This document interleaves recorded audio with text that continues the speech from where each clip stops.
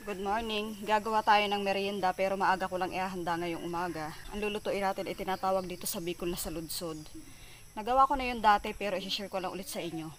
Ayan, meron tayo ditong tatlong buo ng buko pero hindi ito totaling bukong buko na malambot. Yung kasarapan lang siya pero hindi pa naman matigas. Kasi ito yung kasarapan na inilalagay sa paggagawa ng tinatawag ditong saludsod. Sa iba tapik ang tawag.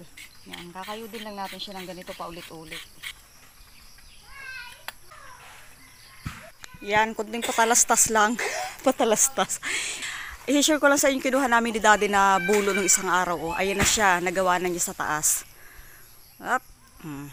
Tapos yung kinuha rin namin na mga puno ng mga kahoy-kahoy, yung tinatawag ditong minunga. Ayan yun, yung mga nakabalandra na yun. Oh. Tapos ito ng mga kakawati na yan, yung mga bagas na kakawating pinanghaligi namin. Yan ay talagang tira pa namin sa paggagawa nitong aming bahay kubo. Sabi nga ng iba, mas magastos do lalo kapag native. Pero sabi nga, itsagaan na lang sa paggagawa. Marami naman ditong gagawin kung kailangan palitan. Mahalaga yan, umpisahan na niya. Oh. Yan. Kasi yung aming ginawang pansamantalang tarapal na bubong ay masisira na. Kaya dalas-dalas na ni Dina ginawa itong aming kusina. Ay lang, kunting patalastas share ko sa inyo. Mamaya, mag-uumpisa na kami magsalasala. Ayun yung kapatid ko nangangawit. Sabay na rin kami kukuha ng dahon ng niyog para gawing bubong dito sa aming bahay kubo na kusina. O di ba? Pag gusto mo makatipid, presko na masaya ka pa sa ginagawa mo. Ching! Ayan, share ko lang sa inyo ng konti. O sige, pagpatuloy natin ang ating ginagawang pagkakayod ng ating buko para sa ating merienda. Okay, tapos na natin kayo din ang ating mga buko. Ayan, pasensya na sa aming banggirahan. Ito mukha lang naman yan madumi kasi lagi nga nababasa yung kawayan kaya ang itim-itim niya kala mo'y madumi. Pero hindi naman yung makakagala madumi. Sa kabalinas naman dyan ang inahanda kong pagkain. Tapos na natin gawin yung ating buko. Sunod ko nang babalatan ay yung kamuting kahoy or balinghoy. Bihira ngayon ang kamuting kahoy. Talagang nagkasabay-sabay naman pag walang nagtanim. Wala din nagtanim na iba. Kaya pahirapan ngayon ang kamuting kahoy. Mabuti na lang. Tanim to nung nakaraan parang mama ko na dati hindi pinapansin hukayin. Ngayon dahil para nagkakahanapan ng mga kamuting kahoy, namimiss merienda ang kamuting kahoy. Ayun, binunot niya. Ako naman, syempre, mahilig sa saludsod kaya nang hingi na ako.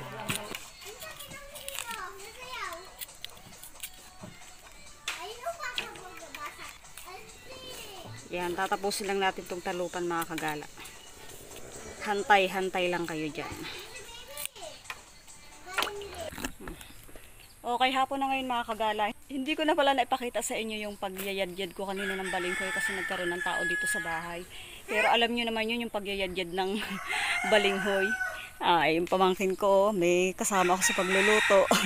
Lalagyan na natin ngayon siya ng sugar. Yan, opo. Lalaibin muna natin itong ating dahon ng saging kasi paglalagyan natin yan ng ng ating nilutong saludsod. Yep. Po. Nagluluto po si Mi. Nagluluto po si Mi.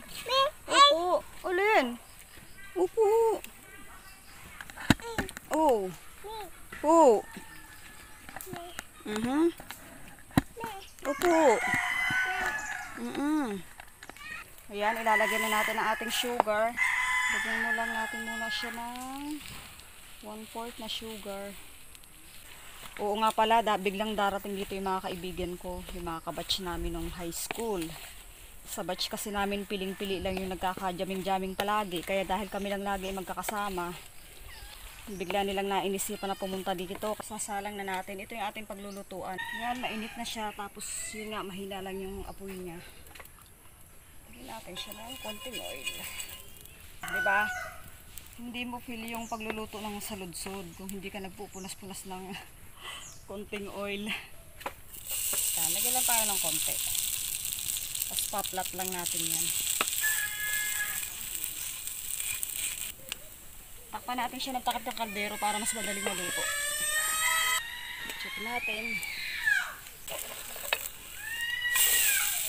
Ayun. Yun, naamoy ko na ang bango. Kung naamoy nyo lang ang bango. Opo, tigil na, tigil na. Tigil na, tigil na. O, nang gawa. Op. Hangin ko muna to para pakita ko na sa inyong paglalagay ng star margarine. Yan, ganito yon, star margarine. Yan.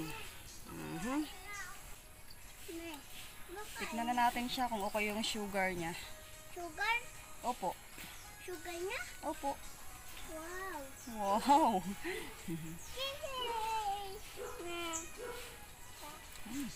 Sarap. Sarap? Opo.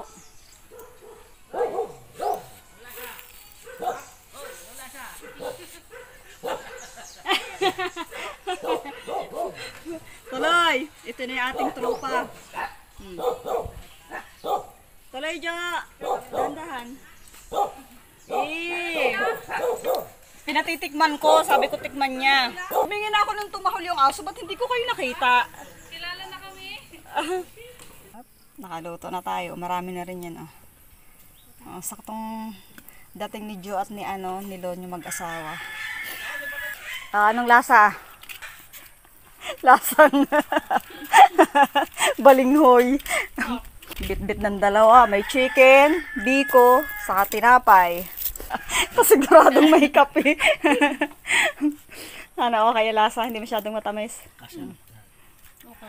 Kasarapan lang. Hindi ko nga masyadong inano kanina.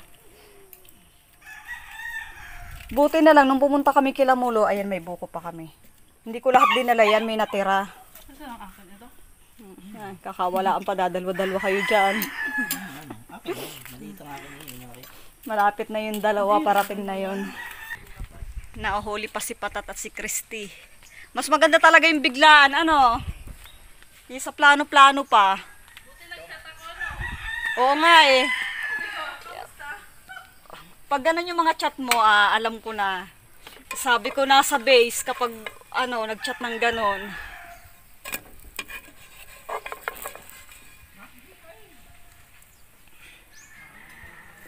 Nandito na si Nene, si Nicole, ang aming mga bisita. Akala niyo picture. Ay, ko pati. Food trip na. Anak niya si Nicole. Tuloy. Dalawa na lang hinihintay namin, nawawala pa. Dahil wala pa naman kayo, kami nang lalapang. Kayo nakatikim nito ng unang gawa ni Imba. Dalawa namin hinihintay ito na. Hiningal ko na, paglakad to kayo. Pag maputik talaga, hindi pasok ang dyan. Hello, vlog! Kumain muna kayo. Yan, mga late. Yung tuta. Baliw to. Papabitbit ko sa iyo. Hindi pa, mainit pa yun. Mainit pa yun sa gabi. Tagay na, tagay. May kasama sa pulse, naagala sa labas ng galing ang hinga Doon ang bahay nila yung badong. So, wala ka gumating. So, mga ina kami nakapangain. Nung si Nini, nagdayo na naman ang pagkain dito, may tindahan yan. Grabe, ang punta ko doon sa Dinali yan. Pag ko naman yan, May tindahan, andito na. walang dalakay. May gano'n. Hindi ko nakita. Sarado nga. galit na sa gatay. Hindi nga daw sa it. Baka may kayo nadidehydrate. Natupad din yung biglaan. Sabi na, ibang magpaplano. Ang galing. Buti na mo, ang ganda. Pwede mo na ilagyan din ng Christmas light. Oo. Kunting-kunti na lang. Dito na kayo! Wala nang init Aba, ay kasarap din eh. Mas mahangin na kaya dito. Ala, ay din ka. Malapit kayo sa baboy dyan. Ay, ang subo dito. Makikita ko pala punong-puno yung tao. Talaga makulit nga naman ang senyor.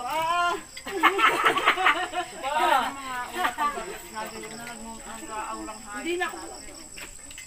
Thank you so much. Tingnan ninyo, inakit-akit niyo ako sa falls. Naligaw kayo? Hindi naman kami. Kapoy ayos. Saing baga sa may sapa. Tingnan nyo, inakit-akit niyo ba ako? Kapoy nasa sapa na yung tatlo. Yung apat. Lintik. Buti na nagsawa talaga. Eh kung sumama ako, di sasabihin ko doon, dito na lang tayo sa may lamawan. Tayo mag-o. Sarap na sa Be, dayo namin dito next time yung kutsara mo gawin mong pala ha. Oy, may maliit ha. Joke lang. Kain kayo, huwag kayo maingay. Palimutin ang bago at sudyo na. Walang naman. Hindi makakatikim ng supas. Ay naman mong dalawang are. Ay, ang ganda. Ito nyo ha, ang gawa ng mga yan. May liwanag, gusto nandun sa dilim. Bubuan supas.